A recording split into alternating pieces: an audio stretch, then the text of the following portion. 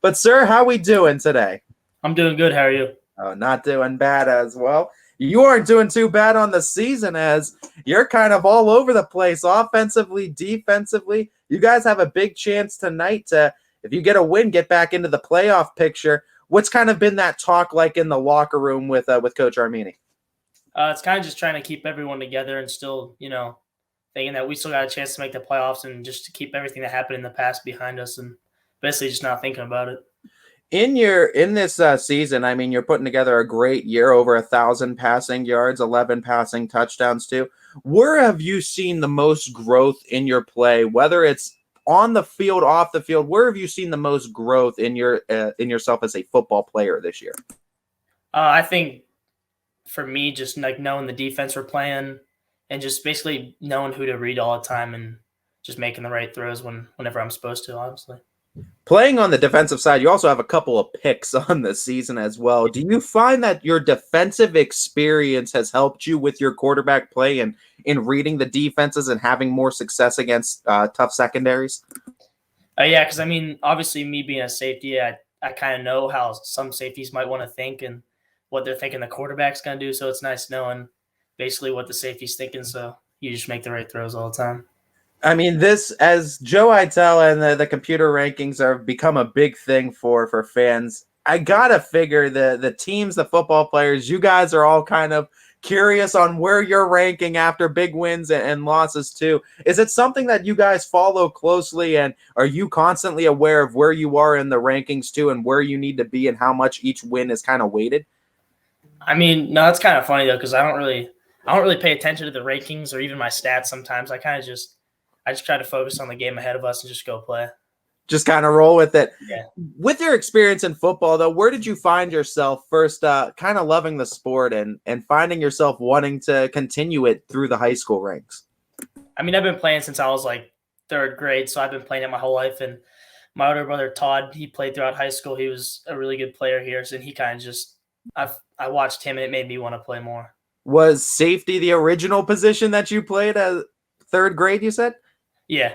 So where did the quarterback kind of come into the fold, and when did you come into taking this position over? I don't know. Around third grade, I didn't really play quarterback as much. I played more of running back, but like right when fourth, fifth grade hit, I don't know. I just started playing quarterback and I never stopped from there. I don't really know. It just kind of came about.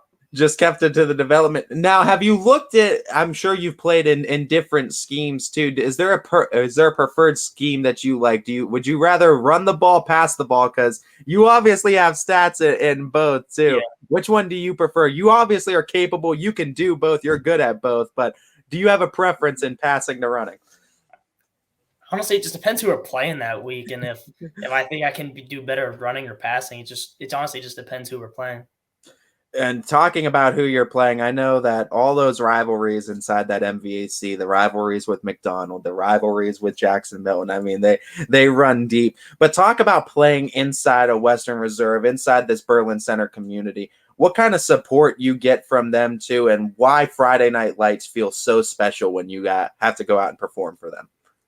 I mean, we've been through a bunch of coaches, obviously, in the past couple of years, and just seeing all the fans coming out and them still supporting us through thick and thin, no matter what. It's a really good feeling just knowing that you have your community behind your back and you just go out and play Friday nights for them. Despite the few coaches that have come in too, Coach Armini too has had plenty of success outside of this program too. So he brings a lot of experience with success into the program. What are some things that he's taught you too, and some of your big takeaways from Coach Armini's coaching style and his teaching style for you guys?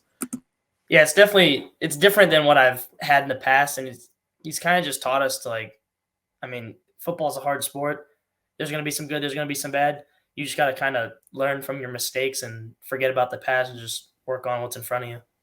In talking about that, yeah, you guys have had a couple of those overtime losses that didn't go your way last part of the game too.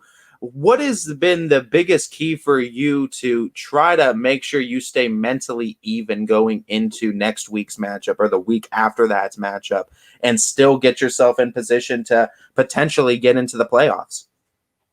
I mean, for me, it's just like the seniors, I mean, they don't really deserve it's just like playing for them, really. They don't deserve this. It's just trying to get them into the playoffs. And I mean, obviously, we still have a chance. And it's just now that we know we have a chance, you just got to go out and play. When you now came into the season as a junior, you're always asked to do a little bit more once you're an upperclassman. What were some of your biggest, I guess, points of growth in trying to become a leader too? And what's your leadership style kind of like too when you're running that team down the field under center? I mean, for me, I'm not like a very, very vocal person like at practice, but when it comes to games, I'm very, very competitive. And sometimes I might come off as like I'm very aggressive when I try to be a leader, and I kind of yell at people sometimes, and I might get under their skin, but I tell them after. I mean, I'm not trying to be mean. I'm just trying to make you better, and yeah, that's all I try to do for us. It's all love. It's a leadership style. Does that competitiveness get taken into the house though? Is that competitiveness brought into the Yeah, home? definitely between me, my brother, and my dad. Is it does it transfer over video games, board games, both? What's that kind of like?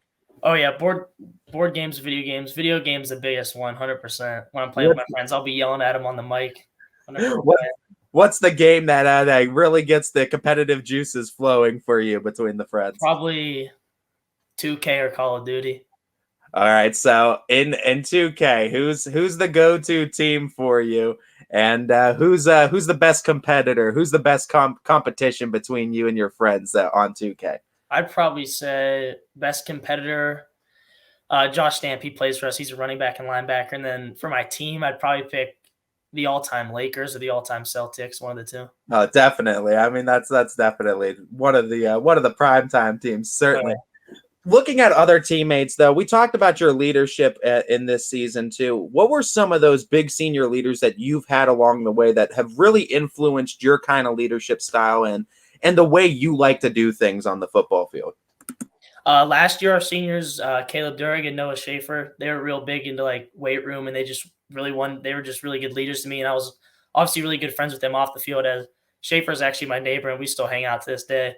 And they just had a really big impact on me. And then this year, I'd probably say PJ Barris. He's one of our linemen. He's very passionate about football and really wants to win, which obviously rubs off onto a lot of people on our team. You guys have a chance to win in this one as you're going to Sebring to take on the Trojans. Take us inside the locker room. Obviously, don't give away the whole playbook that Armini's drawn up for you guys. But what's kind of been the highlights and some of the focal points that he's been talking about with you guys ahead of this Sebring matchup?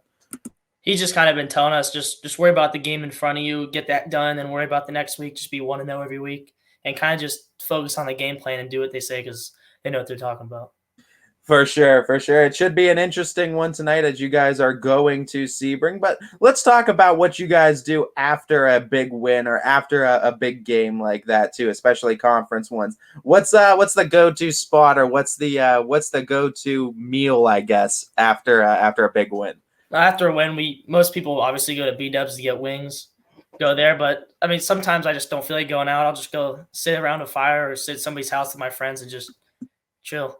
When you do go to B-Dubs, okay, we'll split it up. So when you do go to B-Dubs, what's the order? Is it the wings? Do you have to go wings or do you go something off the menu? Honestly, it just depends how I feel. Sometimes I get 30 boneless, whatever flavor I feel, and then sometimes I get a burger.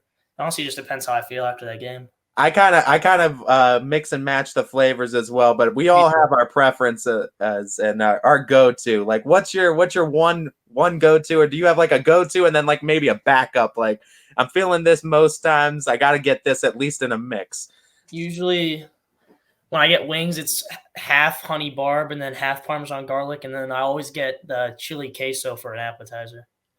When you go to when you decide not to do the Buffalo Wild Wings and you try to go around the bonfire with the friends too, what's your favorite thing about those kind of moments too? I mean, what are some any activities? Is there anything that you guys do with the bonfire too? I know the bonfire can kind of lead itself to whatever you guys want it to be, right? Yeah. I mean, it's just fun being around all your friends, making memories that you'll probably remember for the rest of your life. At the bonfire, I mean, whatever comes about, we just want to do something. We're just going to do it. Do you find yourself as you're becoming an upperclassman taking in moments a little bit more and really like cherishing, like you said, those memories that you're making now that you're you're getting a little bit older, and senior days are coming up rapidly. They're going to be here before you know it. Yeah, I mean, especially recently now that the season's obviously we're getting towards week 10 and everything. I just been trying to cherish every moment because I know senior year will be right around the corner. Because I mean, you hear all the upperclassmen say that all the time after the season's over. Like, obviously, take your time and just enjoy it basically because it's not forever. Looking at some of the teachers that have had an influence on you, who's been your favorite teacher in that Western Reserve School program? Ooh, I don't know. We don't have to we don't have to give them like the gold medal number one. You could just get one off the top if you want. My English teacher from freshman and sophomore year, Miss Weaver, she just went to MCCTC. She was really nice. I liked her. Talking about the coaching and the teachers that you've had, because they go hand in hand. Mhm. What are you looking for in particular in a coach? What do you think makes a good coach? What do you think makes a good teacher, and something that might draw you to that particular coach or teacher? I like when they kind of like, if I do something wrong, they're yelling at me, but they're also telling me what I did wrong and just tell me what I need to do better and just basically getting on my case about what I need to do. I like that. Now flipping that too, as you're kind of in that teacher role, being that upperclassman, a lot of younger kids are going to come to you asking for advice, and you're having success on both sides of the field. What's a bit of advice, or I guess if you were to give like a small blueprint to have success in the sport of football or in this program, what would be some advice you give to some younger kids to have success in the sport? I'd basically just tell them that off season is probably one of the biggest things to being a good football player. You obviously got to hit the weight room. You got to get bigger, and you just got to kind of work on what your mechanics going to be like during the season. Then just listen to your coaches. Don't talk back to them. Just listen to them. All right, Luke, before we let you go, I want to give you the chance to shout out your support system, the people that have always been there for you, and the people you couldn't have done all this in this journey without. Oh yeah, I definitely like to thank my family. My brother is the biggest one. He's always pushing me. Obviously, we get in arguments all the time, but he's always pushing me to just be a better person and just do what I can. And then obviously all my coaches, the new ones, the old ones, they've really helped me a lot in my journey about learning football and just how to be a man. All right, Luke, thank you so much for your time joining us tonight. Good luck in your matchup tonight, and hopefully we'll be talking to you again real soon about a win. Thank you.